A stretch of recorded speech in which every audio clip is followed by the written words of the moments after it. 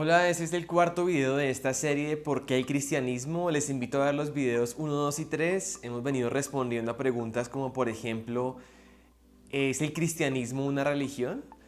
¿O al final todas las religiones conducen a Dios? ¿Qué lo diferencia? ¿Consiste en la forma en que tú te acerques a Dios y tu sinceridad simplemente? Por favor, míralos. Ahora vamos con una siguiente pregunta. Surgió en una conversación con un rasta, estaba testificándole a él. Y una de las cosas que él dijo es, pues bueno, se trata de ser buenas personas.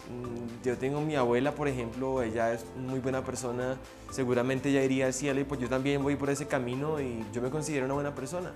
En eso consiste, ¿no? Y quisiera que pudiéramos pensar un poco más de fondo en este argumento, porque ¿será que si hay buenas personas en términos de los estándares de Dios?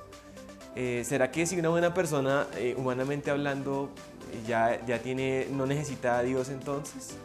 ¿No necesita el Evangelio? O algunos dicen, pues yo soy una buena persona, no robo, no mato, no le hago mal a nadie.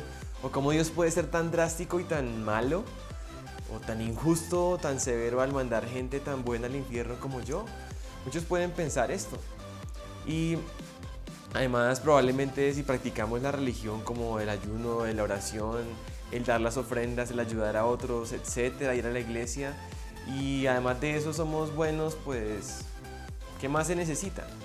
Pues realmente puede ser alguien bueno, y en términos humanos, primero podríamos decir que relativamente hablando, humanamente hablando, sí. De hecho, el humanismo, la filosofía que rige en la educación, la psicología, el gobierno, la cultura, tiene esa premisa como punto de partida. Básicamente dice que el hombre nace bueno y la sociedad lo corrompe. Eso dijo un filósofo, Rousseau. Y básicamente desde esta filosofía, con la educación, las leyes, el gobierno, la psicología, puedes ayudar a que las personas mejoren y que la sociedad mejore, porque los seres humanos son buenos. Ahora, si uno piensa en ciertas personas, por ejemplo, como Steve Jobs, un muy famoso, una buena persona con su familia, seguía religiones orientales, al fin y al cabo pues debe estar en el cielo si es que lo hay. Pero en términos divinos, la realidad es que no hay nadie bueno, porque los estándares no somos nosotros ni son otras personas, sino es el estándar de Dios. De hecho, piensen algo, los que tienen hijos van a entenderme un poco. Yo tengo 2 hijas y a ellas no tengo que enseñarles a hacer lo malo, ellas lo hacen por naturaleza. Tengo que enseñarles a hacer lo bueno, porque por naturaleza engañan, desobedecen, nuestros hijos mienten, defraudan, son groseros, codician, porque en su corazón está esa inclinación y está precisamente ese pecado. Ahora, de hecho, una persona se acercó a Jesús, en la historia del joven rico, dice que hincando la rodilla delante de él le preguntó: Maestro bueno, ¿qué haré para heredar la vida eterna? Y Jesús, interesante, es que le dice: ¿tú por qué me llamas bueno? Si bueno solamente hay uno, y ese es Dios. Esa categoría de bueno solamente se le aplica a Dios. Así es el estándar. Y por eso en Romanos 3:10 queda muy claro que no hay buenos. Este es el pasaje que yo llamo el no hay. Espero que lo lea y usted se fije cuántos no hay aquí. Dice Romanos 3:10, como está escrito, y está Pablo citando textos del Antiguo Testamento: no hay justo, ni aún uno. No hay quien entienda, no hay quien busque a Dios. Todos se desviaron, a una se hicieron inútiles. No hay quien haga lo bueno, no hay ni siquiera uno. Sepulcro abierto es su garganta, con su lengua engañan, veneno de serpientes hay debajo de sus labios. Su boca está llena de maldición y amargura, sus pies se apresuran para derramar sangre. Quebranto y desventura hay en sus caminos, y no conocieron camino de paz. No hay temor de Dios delante de sus ojos. Definitivamente, desde un punto de vista objetivo, divino, de quien establece las reglas y la moral, no hay ninguno bueno. Y por esa razón nosotros estamos en un grave problema, porque Dios es bueno, porque Dios es santo, porque Dios es justo y no dejará la maldad sin castigo en ningún lugar donde se encuentre. Eso nos pone en un problema muy grave a nosotros, porque hemos pecado, porque estamos muertos en cuanto a Dios se refiere.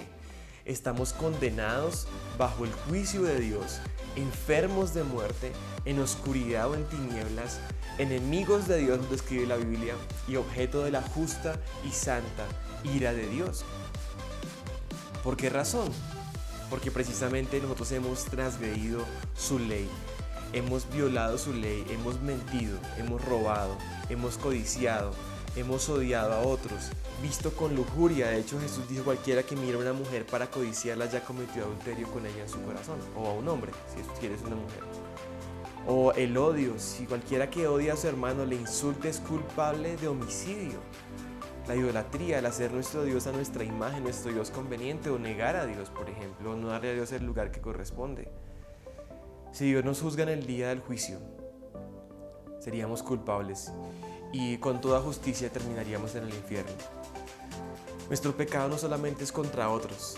Cuando uno miente, cuando uno roba, cuando uno hace este tipo de cosas, no está solamente ofendiendo a otros, sino que está pecando contra Dios. Por ejemplo, David en el Salmo 51, a pesar de que él había cometido homicidio, adulterio, había mentido, había fraudado, etc.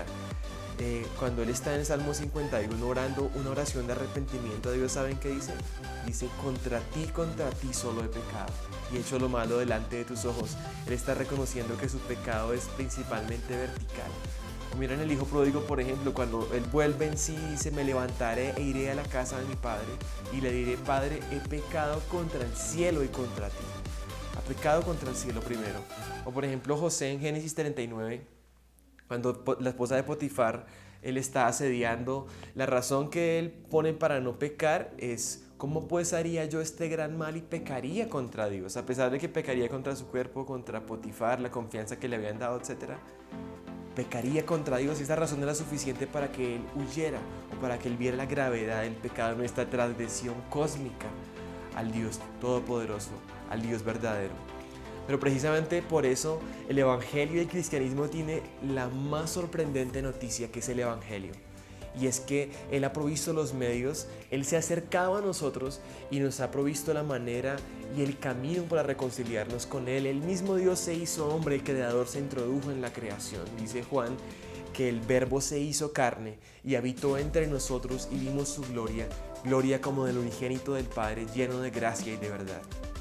Ese Dios hecho hombre, Jesucristo, cumplió completa y perfectamente la ley de Dios. Fue aquel de quien Dios podía decir: este es mi hijo amado en quien tengo complacencia, en quien siendo bueno realmente y en todo el sentido de la palabra.